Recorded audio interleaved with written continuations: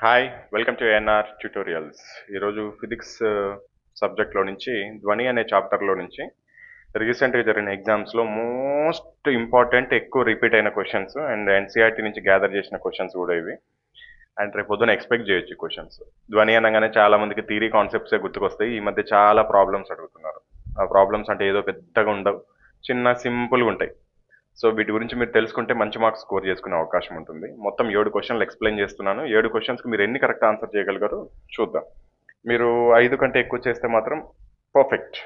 5 కంటే తక్కువ చేస్తే మాత్రం ఒకసారి మీరు ధ్వని చాప్టర్ మీరు ఇప్పుడు ఇన్ని రోజులు వచ్చు అనుకున్నారు కదా, ఒకసారి మళ్ళీ రివిజన్ చేయాల్సి ఉంటుంది. ఓకేనా? రైల్వే ఉద్యోగమే లక్ష్యంగా పెట్టుకుని ప్రిపేర్ అవుతున్న విద్యార్థులందరి కోసము ఏఎన్ఆర్ పబ్లికేషన్ నుంచి ఎక్స్ట్రాడినరీ బుక్స్ అందుబాటులో ఉన్నాయి. 2024, 2025, 2026లో జరిగిన రైల్వే పరీక్షలలో అత్యధిక మార్కులు ఈ పుస్తకాల నుండే రావడం జరిగింది. తెలుగు మీడియం వారికి 6 బుక్స్ అందుబాటులో ఉన్నాయి. Maths Telugu, reasoning Telugu, science theory Telugu, science big bang Telugu, GK Telugu, basic science and engineering Telugu. English medium వారికి 3 పుస్తకాలు అందుబాటులో ఉన్నాయి. Maths English, reasoning English, science big bang English. ఈ పుస్తకాల యొక్క ఫ్రీ హోమ్ డెలివరీ కొరకు స్క్రీన్ పైన చూపిస్తున్న నెంబర్కి వాట్సాప్లో హాయ్ అని మెసేజ్ చేసినట్లయితే మీరు డీటెయిల్స్ పొందగలుగుతారు. లేదా కింద డిస్క్రిప్షన్ బాక్స్లో ఇచ్చిన బుక్స్ యొక్క రివ్యూ వీడియో చూడడం ద్వారా మీరు ఇతర వివరాలు కూడా తెలుసుకోగలుగుతారు. క్వశ్చన్ చూడండి. ఒక ధ్వని తరంగ వేగం 339 మీటర్ పర్ సెకండ్స్. వేగం ఇచ్చాడు. వేగం ఎంత? 339. తరంగ దైర్ఘ్యం ఇచ్చాడు. ఆ తరంగం యొక్క తరంగ దైర్ఘ్యం వచ్చేసి 1.5 సెంటీమీటర్స్ ఇచ్చాడు. ఇదేమో 339 మీటర్ పర్ సెకండ్. అయితే పౌనపున్యం కనుక్కోండి. ఆ తరంగం యొక్క పౌనపున్యం కనుగొనండి అన్నాడు. పౌనపున్యానికి ఫార్ములా ఏంటి? చాలా మందికి తెలిసి ఉండాలి ఇది. పౌనపున్యాన్ని దేంట్లో కొలుస్తారు? ఫ్రీక్వెన్సీ ఈజ్ ఈక్వల్ టు తరంగ వేగము బై తరంగ దైర్ఘ్యము, v బై లాంబ్డా. సో తరంగ వేగము బై తరంగ దైర్ఘ్యము. తరంగ వేగం ఎంత ఇచ్చాడు? 339. ఓకేనా? తరంగ వేగం ఇచ్చేసాం.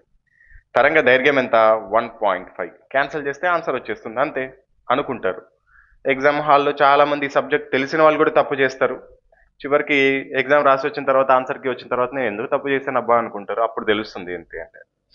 ఇక్కడ చూడండి, వేగం అనేది 339 మీటర్లలో ఇచ్చాడు, మీటర్ పర్ సెకండ్. కానీ ఇక్కడ తరంగ దైర్ఘ్యం అనేది సెంటీమీటర్లో ఇచ్చాడు. సో కాబట్టి దీన్ని కూడా మీటర్లోకి మార్చుకోవాలి. సో అప్పుడు 1.5 సెంటీమీటర్స్ కాస్త ఏమవుతుంది? మీటర్లోకి మారిస్తే 0.05 మీటర్స్ అవుతుంది. అంతే కదా? సెంటీమీటర్లను మీటర్లోకి మార్చాలంటే ఏం చేయాలి? ఒక సెంటీమీటర్కి ఎన్ని మీటర్లు? ఒక మీటర్కి ఎన్ని సెంటీమీటర్లు? 100 సెంటీమీటర్లు. కాబట్టి డివైడెడ్ బై 100 వేసుకోవాలి. 1.5 బై 100 వేసుకుంటే 0.015 అనేది మీకు రావడం జరుగుతుంది. సో ఇక్కడ 1.5 ప్లేస్లో మీరు ఏం చేయాలి? 0.015 మీటర్స్. ఇదేమో మీటర్ పర్ సెకండ్. సో ఇప్పుడు క్యాన్సిల్ చేయండి. 339 బై 0.05 క్యాన్సిల్ చేస్తే 22,600 వస్తుంది. ఇది పౌనపున్యానికి ఫ్రీక్వెన్సీకి ప్రమాణం ఏంటి? హెడ్జ్. సో కరెక్ట్ ఆన్సర్ 22,600 ఎక్కడుంది? ఇక్కడ ఉంది. సో కరెక్ట్ ఆన్సర్ ఏంటి? ఆప్షన్ 4 అనేది రైట్ ఆన్సర్ అవుతుంది. ఆప్షన్ 4.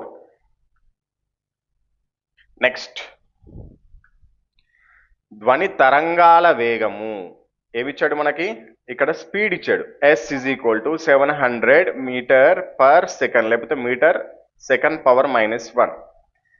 తరంగాలు 700 కిలోమీటర్ల దూరం ప్రయాణించడానికి డిస్టెన్స్ కూడా ఇచ్చాడు, 7 కిలోమీటర్స్. అయితే పట్టే సమయము 7 కిలోమీటర్ల దూరం ప్రయాణించడానికి పట్టే సమయం టీ అడిగాడు. టీకి ఫార్ములా ఏంది? మనం టైమ్ అండ్ డిస్టెన్స్లో నేర్చుకుంటాం. ఇది ఫిజిక్స్లోనే కాదు, టైమ్ అండ్ డిస్టెన్స్ మనకు మ్యాథమెటిక్స్లో కూడా వస్తుంది. టీకి ఫార్ములా ఏంది? టీ ఈజ్ ఈక్వల్ టు టైంకి ఫార్ములా ఏంది? సమయంకి ఫార్ములా డి బై ఎస్, దూరము బై వేగము. సో దూరం ఎంత? 7 కిలోమీటర్లు. ఇక్కడ కిలోమీటర్లో ఉంది, స్పీడ్ ఏమో మీటర్ పర్ సెకండ్లో ఉంది. కాబట్టి దీన్ని కూడా మీటర్లోకి మార్చుకోండి. 7 కిలోమీటర్లు మీటర్లోకి మార్చితే ఎంత? 7,000 మీటర్లు. ఎందుకు? 1 కిలోమీటర్కి ఎన్ని మీటర్లు? 1000 మీటర్లు. కాబట్టి ఇంటూ 1000 వేసుకుంటే 7 ఇంటూ 1000 7,000 మీటర్లు. సో కాబట్టి డిస్టెన్స్ ఎంత? 7,000 బై స్పీడ్ ఎంత? 700. సో ఈ 0 క్యాన్సల్. 7 1 7 0 10 వచ్చింది ఆన్సర్. ఏంటి? 10 సెకండ్స్. సో కాబట్టి ఆన్సర్ ఎక్కడ ఉంది? ఇక్కడ ఉంది. సో కరెక్ట్ ఆన్సర్ ఎంత? ఆప్షన్ 1. నెక్స్ట్ క్వశ్చన్, ఒక తరంగం యొక్క పౌనపున్యం రెట్టింపు అయితే దాని తరంగ దైర్ఘ్యం ఎంత అవుతుంది? తరంగం యొక్క ఆల్రెడీ ఇందాక పౌనపున్యానికి ఫార్ములా చూసాం, ఫ్రీక్వెన్సీ ఈజ్ ఈక్వల్ టు తరంగ వేగము బై తరంగ దైర్ఘ్యము. ఇక్కడ చూడండి, పౌనపున్యము తరంగ దైర్ఘ్యానికి ఏ విధంగా ఉంది? విలోమానుపాతంలో ఉంది. అంటే పౌనపున్యం పెరిగితే తరంగ దైర్ఘ్యం తగ్గుతుంది, ఇది తగ్గితే ఇది పెరుగుతుంది. సో కాబట్టి రివర్స్ లో ఉంటుంది ఏదైనా కానీ. సో కాబట్టి పౌనపున్యం రెట్టింపు అయింది కాబట్టి తరంగ దైర్ఘ్యం ఏమవుతుంది? దాంట్లో సగం అవుతుంది. 2 రెట్లు అయింది కాబట్టి దాన్ని బైలోకి చేసుకుంటాం. అనులోమానుపాతం అంటే ఏంది? రెట్టింపు అయితే రెట్టింపు అవుతుంది, కానీ విలోమానుపాతం అంటే ఏంది? రెట్టింపు అయితే దాంట్లో సగం అవుతుంది. ఒకవేళ 3 రెట్లు అయితే దాంట్లో 3వ వంతు అవుతుంది. ఒకవేళ 4 రెట్లు అయితే దాంట్లో 4వ వంతు అవుతుంది. ఒకవేళ 10 రెట్లు అయితే దాంట్లో 10వ వంతు అవుతుంది. ఒకవేళ ఇది సగం అయితే ఇది 2 రెట్లు అవుతుంది. ఈ విధంగా రివర్స్ లో ఉంటుంది. ఇది ఏమైతే దానికి ఇది రివర్స్ లో వస్తుంది. సో కాబట్టి ఆన్సర్ ఏంది? అసలులో సగం ఉంటుంది. సో మూడోది correct answer option 4. Fourth one, 2.5 metre తరంగ దైర్ఘ్యం ఉన్న ధ్వని తరంగం పౌనపున్యం 4000 హెర్ట్జులు అయితే దాని తరంగ వేగాన్ని కనుగొనండి అన్నాడు. సో దీనికి ఇందాకే మనం చూసుకున్నాం ఫార్ములా వచ్చేసి, ఏదైతే మనం ఇందాక చెప్పుకున్నాము, తరంగ వేగము పౌనపున్యము ఫ్రీక్వెన్సీ ఈజ్ ఈక్వల్ టు తరంగ వేగము బై తరంగ దైర్ఘ్యము. ఇక్కడ ఏమేమి ఇచ్చాడు? తరంగ దైర్ఘ్యం ఇచ్చాడు, ఇది ఇచ్చాడు. సో ఫ్రీక్వెన్సీ కూడా ఇచ్చాడు, 400 ఇచ్చాడు. ఈ వేగం తెలియదు, వేగమే కనుక్కోవాలి బై లాంబ్డా, మనకి ఏదైతే తరంగ దైర్ఘ్యం ఉందో 2.5. సో దీనికి పంపిస్తే ఏమవుతుంది? v is equal to 400 into 2.5. 400 into 2.5 ఎంత అవుతుంది? 1000 అవుతుంది. 1000 ఏంది? ఇది వేగం కాబట్టి మీటర్ పర్ సెకండ్. ఎక్కడ ఉంది? ఇక్కడ ఉంది. సో కాబట్టి ఫోర్త్ కరెక్ట్ ఆన్సర్ ఏంది? ఆప్షన్ 3. ఫిఫ్త్ది, తరంగం యొక్క వ్యాప్తి అంటే ఏంది? తరంగం ఏ విధంగా ప్రయాణిస్తుంది? ఈ విధంగా ప్రయాణిస్తుంది. వ్యాప్తి అంటే ఇది ఎంత దూరం ప్రయాణించగలదో, దీని లిమిట్ ఎక్కడ ఉందో అక్కడ వరకు దాని యొక్క వ్యాప్తి అంటాం. ఇది ఎంత దూరం వరకు ప్రయాణించగలదో దాన్నే తరంగం యొక్క వ్యాప్తి అంటాం. సో ఈ ఐదో దానికి ఆన్సర్ ఏంది? ఇక్కడ ఉంది చూడండి, యానకంలోని కణాలు వాటి గరిష్ట స్థానభ్రంశం చెందే దూరము. ఏదైతే ఈ యానకం ఉందో, ఈ మీడియం ఉందో, దీంట్లో ఈ తరంగం ప్రయాణించడం అంటే తరంగం ఎలా ప్రయాణిస్తుంది? ఖచ్చితంగా దీనికి ఏదో ఒక మీడియం ఉండాలి, మాధ్యమం, ధూళి కణాలు ఏదో ఒకటి ఉండాలి కదా మధ్యలో. ఆ మధ్యలోని కణాలు ఎంత దూరం, మాక్సిమం దూరం ప్రయాణించగలవో దాన్నే తరంగం యొక్క వ్యాప్తి అంటాం. సో ఐదోది కరెక్ట్ ఆన్సర్ ఆప్షన్ 2. ఇక ఆరోది, ఒక ధ్వని తరంగం 0.3 సెకండ్లలో 40 శృంగాలు 40 ద్రోణులు ఉత్పత్తి చేస్తే దాని యొక్క పౌనపున్యం ఎంత అన్నాడు. తరంగం అంటే ఏంది? ఈ విధంగా ఉంటుంది. ఇదిగోండి ఈ విధంగా ఇది తరంగం. 2 శృంగాల మధ్య చూడండి, ఇవి 2 ఎత్తులు ఉన్నాయి కదా, ఈ 2 ఎత్తుల మధ్య దూరాన్నే మనము తరంగ దైర్ఘ్యం అంటాం. 2 డౌన్స్ ఉన్నాయి కదా, ద్రోణులు, వీటి మధ్య దూరాన్ని కూడా మనం తరంగ దైర్ఘ్యం అంటాం మనం.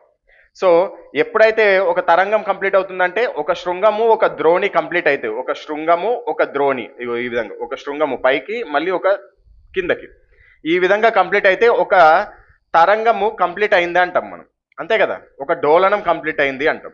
సో ఆ విధంగా 40 శృంగాలు మరియు 40 ద్రోణులు కలిస్తే ఏమవుతుంది? 40 ఈ విధంగా తరంగాలు అవుతుంది. సో మొత్తం ఇక్కడ తరంగాలు ఎన్ని ఉన్నట్టు? 40 శృంగాలు 40 ద్రోణులు కలిస్తే ఒక తరంగం అవుతుంది ఏదైనా కానీ. సో అంటే ఇక్కడ 40 తరంగాలు ఉన్నాయని అర్థం. n is equal to 40. అయితే ఇక్కడ ఏమన్నాడు? t ఈజ్ ఈక్వల్ టు కూడా ఇచ్చాడు, ఎంత? 0.3 సెకండ్స్. అయితే పౌనపున్యం కనుక్కోమన్నాడు. ఎప్పుడు కానీ ఒక తరంగం గురించి అడిగి ఆ తరంగాల సంఖ్య ఇచ్చినప్పుడు, అదేవిధంగా సమయం ఇచ్చినప్పుడు పౌనపున్యం కనుక్కోవడానికి formula f is equal to తరంగాల సంఖ్య బై సమయము. తరంగాల సంఖ్య ఎంత? 40. ఎందుకు 40? శృంగాలు 40 ఉన్నాయి, మరి ద్రోణులు 40 ఉన్నాయి, మొత్తం 80 కదా సార్ అంటే, ఒక తరంగంలో ఒక శృంగము ఒక ద్రోణి ఉంటుంది. సో ఇవి 40 కలిపితే ఒక మొత్తం అంటే ఇదిగోండి చూడండి, ఇక్కడ ఒక తరంగం కంప్లీట్ అయింది, మళ్ళీ ఈ విధంగా మళ్ళీ ఇంకో తరంగం కంప్లీట్ అయింది. ఈ విధంగా ఒక 40 ఇంకో 40 కలిస్తేనే మొత్తం 40 తరంగాలు పూర్తవుతాయి. సో కాబట్టి 40 బై సమయం ఎంత మనకి ఇచ్చాడు? 0.3. దీన్ని క్యాన్సిల్ చేస్తే ఏమొస్తుంది? 133.33 ఈ విధంగా వస్తుంది. సో ఎక్కడ ఉంది? ఇక్కడ ఉంది. సో కరెక్ట్ ఆన్సర్ ఆరోది, ఆప్షన్ 3 అనేది రైట్ ఆన్సర్ అవుతుంది. ఏడోది చాలా సింపుల్. ఎందుకు ఈ సింపుల్ క్వశ్చన్ కూడా ఇచ్చానంటే చాలా మంది దీన్ని కూడా మిస్టేక్ చేయొద్దు, టెన్షన్లో కానీ లేకపోతే తెలియకపోయి ఉండొచ్చు. నేను ఇది ఇంపార్టెంట్గా ఇస్తున్నాను ఎందుకంటే పేపర్ ఈజీ కనుక వచ్చిందంటే ఫస్ట్ ఇదే క్వశ్చన్ వస్తుంది ఎగ్జామినేషన్లో. పౌనపున్యాన్ని కొలిచే ప్రమాణం ఏది? ఫ్రీక్వెన్సీని కొలిచే ప్రమాణం ఏంది అంటే హెడ్జ్. ఓకేనా? So correct answer option 4. ఇప్పుడు మీరు ఈ 7 క్వశ్చన్స్కి ఎన్ని మార్క్స్ సాధించారో ఫ్యాక్ట్‌గా చెప్పండి. ఒకవేళ తక్కువ వస్తే తక్కువ రాని ఏం గాదు. మీరు మెసేజ్ చేసినంత మాత్రాన, కమెంట్ చేసినంత మాత్రాన మిమ్మల్ని ఎవరో వచ్చి అనేదేం లేదు. మీకే తెలుస్తుంది రేపొద్దున. యెస్, నేను పోయినసారి 7 మార్కులకి 4 మార్కులు, 10 మార్కులకి 5 మార్కులు, 12 మార్కులకి 6 మార్కులు చేసేవాడిని. మళ్ళీ కొన్ని రోజుల తర్వాత నేను 10కి 10 తెచ్చుకునే స్థాయికొచ్చినానని చెప్పేసి మీకే అర్థమవుతుంది. సో, మీకు ఎన్ని మార్క్స్ తెచ్చుకున్నారో కమెంట్ సెక్షన్‌లో తెలియజేయండి.